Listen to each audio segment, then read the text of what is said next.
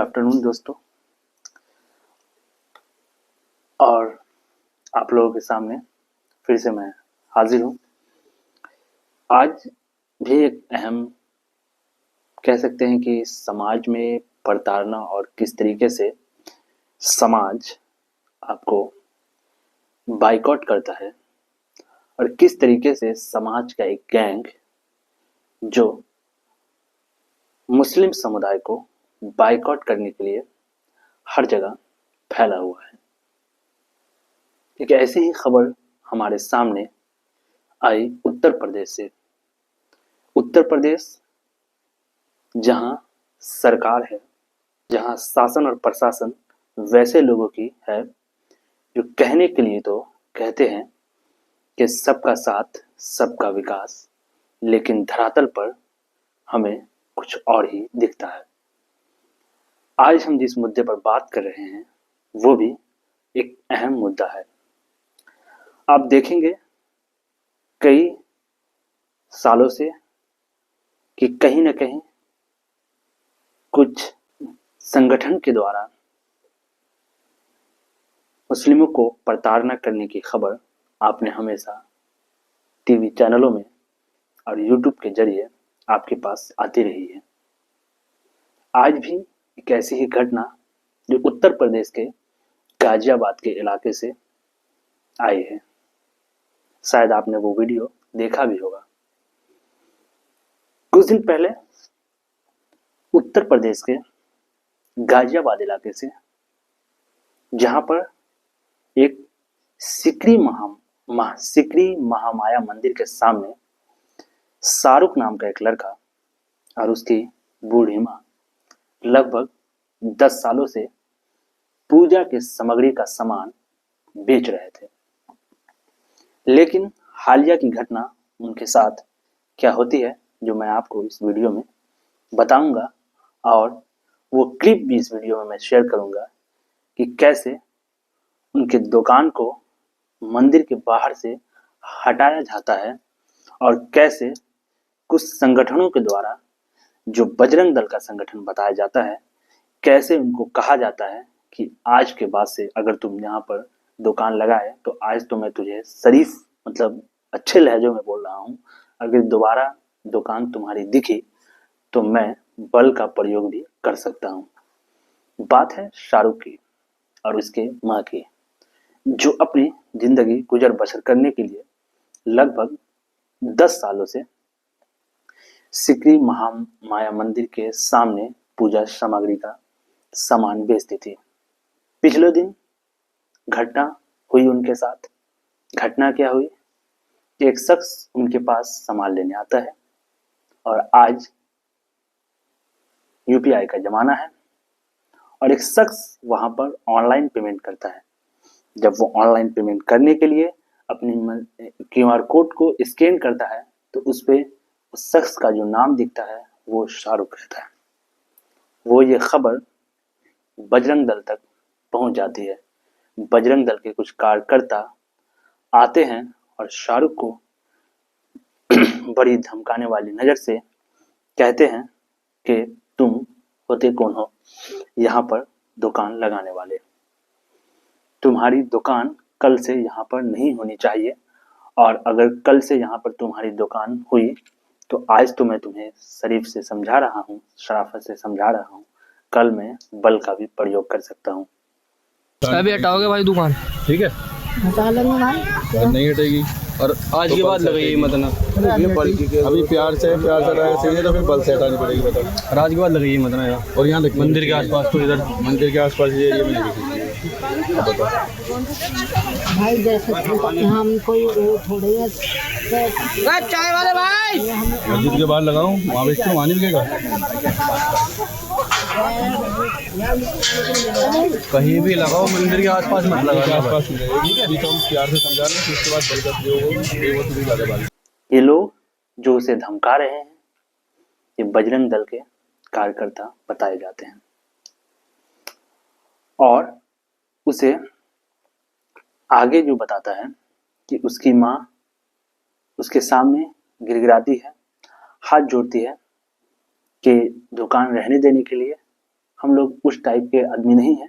उनका जो कहना है कि हाँ और मेरे दुकान को चलने देना चाहिए, लेकिन वो साफ एक ही लहजों में बयां करते हैं, बोलता है कि ये दुकान कल से नहीं दिखना चाहिए। आप सोचेंगे जरा कि क्रोनोलॉजी समझे आप कि किस तरीके से आज से क्या अगर कोई शख्स 10 साल से वहां पर दुकान चला रहा है तो क्या किस जो वहां पर पूजा करने आते हैं क्या उन्हें पता नहीं रहा होगा कि ये शख्स का नाम शाहरुख है? अगर पूजा का कोई सामान बेच रहा है, फूल फल अगर कोई बेच रहा है तो जरूरी है कि वो शाहरुख ही बेचे, या जरूरी है कि वो अगर कोई हिंदू धर्म का ही नाम वाला बेचे? वो तो कोई भी बेच सकता है, आपकी आस्था है, आप कहीं से भी खरीद के आप पूजा कर सकते हैं।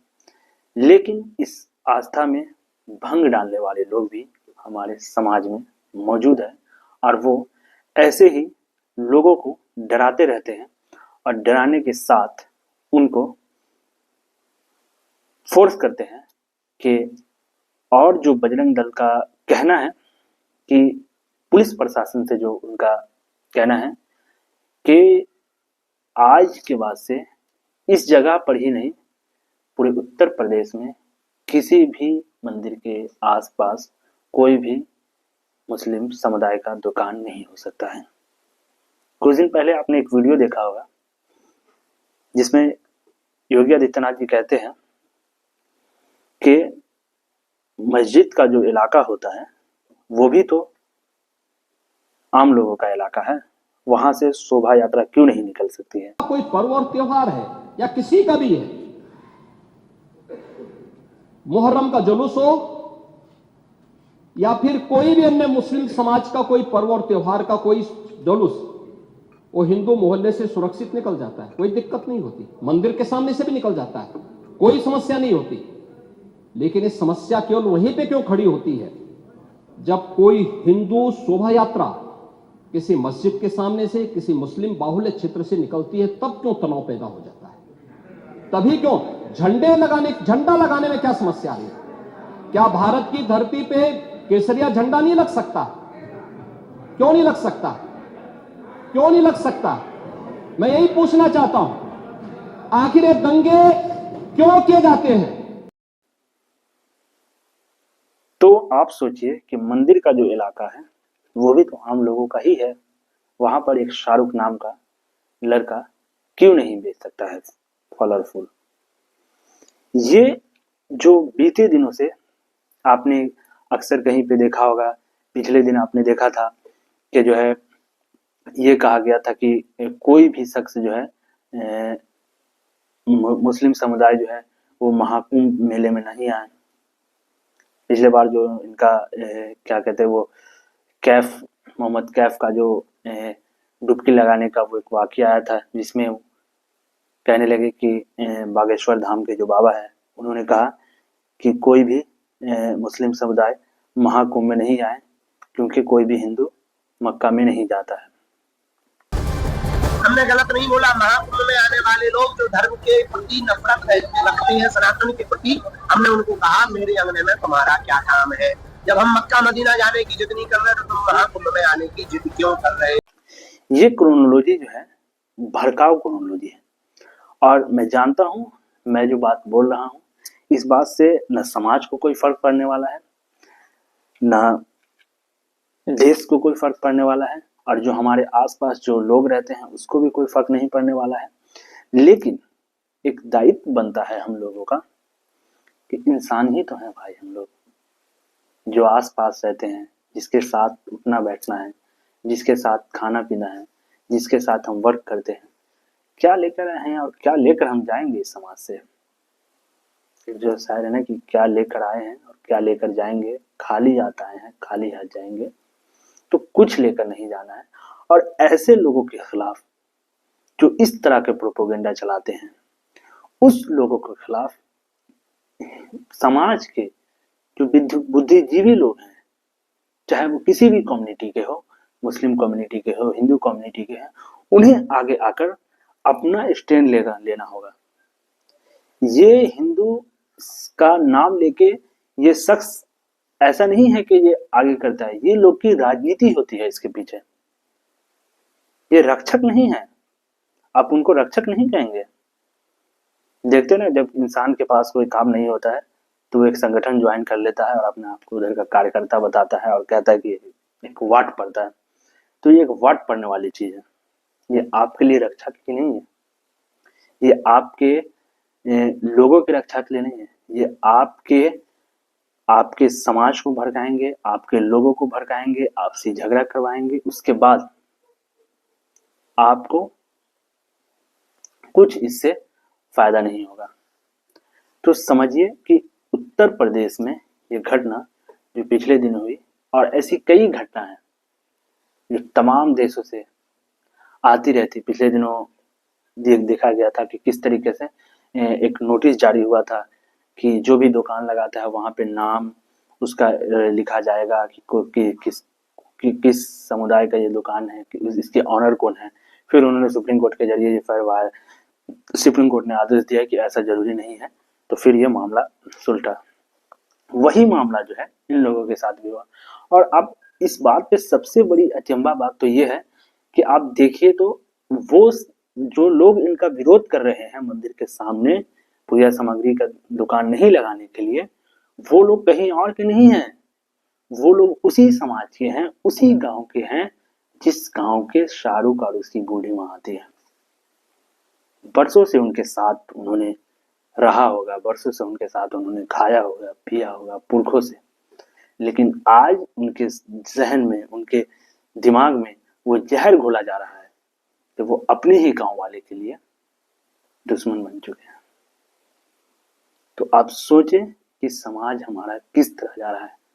और जब प्रशासन से ये बात पूछा गया तो प्रशासन क्या बात बोलते हैं कि मंदिर समुदाय और दोनों के बीच में, जो मंदिर के देख रेख के लिए होते हैं उसके बीच में और प्रशासन के बीच में वार्ता होने के बाद तय करेगी कि वो दुकान बाहर लगेगा या नहीं लगेगा।